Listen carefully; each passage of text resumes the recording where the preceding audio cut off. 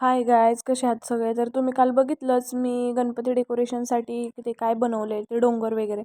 तर आज मी परत तेच करायला बसले ना. आज मला थोडंसं बरं वाटतंय, म्हणजे जरा बरं लय नाही पण थोडंसं बरं वाटतंय.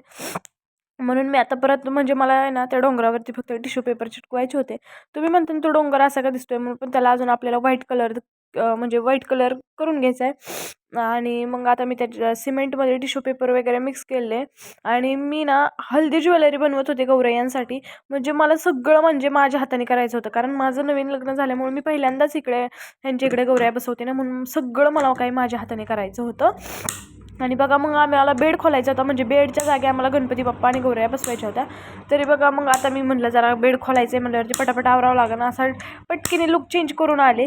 कपडे वगैरे चेंज केले, म्हणजे आता मला जरा कम्फर्टेबल वाटतं आणि काम पण सुचेल. मग बेड वगैरे खोलला सगळा. खाली तर इतकी जाळी झालती, बापरे, खूप माती वगैरे बसलेली. मग म्हणलं असं जरा चकाचक आवरून घ्यावं.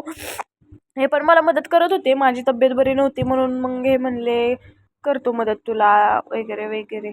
मग मदत वगैरे करत होते. मग मी तर काय, मला कंटाळा म्हणून लगेच सोफ्यावरती बसली. मग त्यांचं चाललेलं.